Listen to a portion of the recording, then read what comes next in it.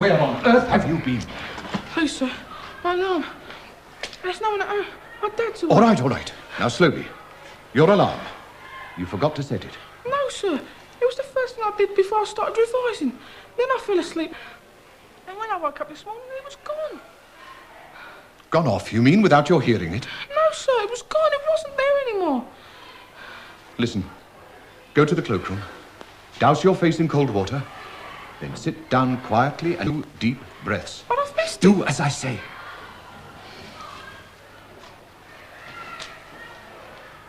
That's the boy I was telling you about. And I don't think it's overstressing things to say that if he misses his chance, he will be absolutely devastated. Possibly so, but everyone else managed to turn up at the allotted time. Although I must say that in the case of the boy Maguire, I was left wondering why he'd bothered. Yes. I'm sorry, Gordon. There's certainly no excuse for such a shameless waste of your time. But I can only assure you that Browning is one of my keenest pupils, and that a 15-minute conversation with him will be infinitely more rewarding. Right, lad. Feeling better? Good. Well, come along. We've lost enough time as it is.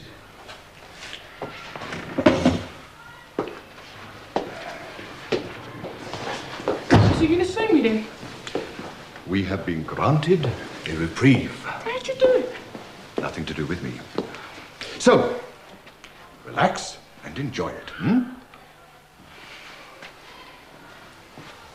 I mean, the coaxing and cajoling I have to use even to get a swimming team together. And we have to go and make a draw like that for our first taste of competition. Mr. Baxter was telling us beforehand how well we were going to do. I mean, it only turns out that 2/3 of Breckfield Grove schools swim for the county. Yes, Anthony said they were quite useful. Oh, useful. Your son has a talent for understatement, Mr. Jones. You won your race, though, didn't you, Anthony? He did. One of the ones who saved us from a complete whitewash. No. Once he's in the water, all my worries disappear. It's getting him there that's the problem. Talk about a reluctant volunteer. Sounds like Anthony. I did knock, but you appeared not to hear. Mr. Bronson, I'd like you to meet Mr. and Mrs. Jones. How do you do? Morning. Mrs. McCluskey, am I to understand that Anthony Jones will be present at this meeting? That was the intention. Have you any objections? I most certainly have. His version of events is well known to you, and doubtless to his mother and father. I was under the impression they had been summoned to school to hear our side of things. Your side of things, Mr. Bronson. Time and again, this boy has shown himself to be insolent, arrogant, and rebellious. He seems completely incapable of entering into any sort of rational dialogue, and I fail to see how his presence will do anything other than undermine the objectivity of this meeting. Sorry, that's not fair. Well, this is all about me. I've every right to be here. Dad. You have made some pretty harsh accusations of my son, Mr. Bronson. And I am perfectly prepared to discuss them in an adult manner. I think it might be better if you left us, Anthony.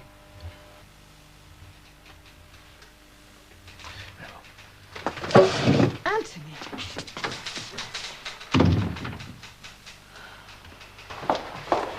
Boss? Glad I caught you. For the next issue, just a rough outline. I thought we'd put it to the next meeting of the editorial committee. A message of condolence from Grangehill to the web children. Good idea. As far as it goes. Well, what else can the magazine do? Well, it could do more than offer sympathy. I mean, people can write that on Danny's wall.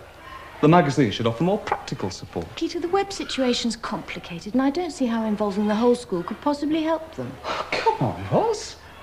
Have you been talking to anybody else about this? Faye, for instance. Why Faye? Well, she's on the editorial committee. But why Faye? It's just that I saw you with her this morning, before the exam. You make it sound like some sort of shady rendezvous. Well, it did look rather intimate. I wish the pupil luck before an examination. That's all. Yes, but as you would say, why Faye Lucas in particular? Because I have a particular relationship with Faye. Concerning the magazine. Nothing else. Maybe not, but people are beginning to talk. Talk? Yes, talk. And quite often, that's all it takes. Oh, you know, do you? I know that morally, teachers are expected to be above reproach. So a tidbit of unsubstantiated gossip is enough to put their jobs under threat. Peter, I saw you in the cafe together. Now, before you fly off the handle, I'm not prying. Oh, it doesn't sound like it. For heaven's sake, stop being so childish. Look, we both know what's at stake here. I'm talking to you as a friend. Imagine how this sort of behaviour would look to somebody less sympathetic. What sort of behaviour are we talking about? You are a member of the teaching staff at this school. Faye Lucas is a pupil and she's 6 years old. Do I really need to go on? You think I am carrying on some kind of personal vendetta against your son? Well, since you asked in me... all my 21 years of teaching... Please! Mr. Jones, of course you know your son, but you must accept he's been at Grange Hill for nearly 3 years now, so we can claim to know something of him too. And believe me, the way children behave at school is not necessarily the way they behave at home. So now you're telling me that I don't know my own... Mrs. McCluskey has a valid point. You must see that. Of course I can Would see you she has just a... accept that, Mr. Jones? Just for now. Until you've spoken to Anthony. I'll talk to the boy. Oh, Morris. I just wanted to say that your judgment was well vindicated. The boy Brining was excellent and very keen. Splendid. I hope he thanked you. It's you he ought to thank. I've seen him but for your intervention. How nice that the welfare of your pupils is of such obvious concern to you. Miss, I've had this idea, and I phoned Mrs. Saver at the social services, and they seem really interested. Wonderful. Look, can you tell me about it tomorrow? Well, that's just it, see? I said to them that if we could find our mum and get her to agree to take us in, well, could we stay together as a family and not have to have this foster mother? And they said to go in this afternoon and talk to them about it. Now? Well, yeah, we were wondering if you could come with us. Well, I can't. I'm sorry. You should have told me before you went ahead and did anything. Look, can you postpone the meeting? No, it's too late. I'll gladly come with you another time. It's just that I've got this appointment and I really can't break it. I'm so sorry. Here, Rowley, you were cutting it a bit fine this morning, weren't you? Give us a bite. You were lucky to get a second chance, mate, especially after the way Zammo performed. Yeah, one of the first in he was. Then he gave the examiner all that to suffer for it. Well, it could have worked the other way, I suppose. I mean, compared to Zammo, he must have all looked brilliant, eh? Not brilliant, but you know what I mean. Yeah, well, I hope you're right. Not that Maguire's bothered either way. He's so wrapped up in himself nowadays. What you're talking about was just about all you got left. Sorry, Kev, but I had nothing to eat since yesterday. Well, there are shops open, you know, Rowley. Didn't ask about me this morning, did he, Samo? Not mention why. It's just that he borrowed something off me last night, and he promised to bring it back. Not money. Yeah, well, what else? Is that why you're hungry? Well, does he know he's left your skin? Oh, how low can you get? Maguire'd even see his mate's stuff. What am I saying, mates? Maguire ain't got mates anymore. Look, there's 50, right? You give him 50, Kev, and then he can get a pie and chips or something. Oh, and Rowley, don't be such a mug again, all right? I could have told you about lending money to Zammo, Rowley.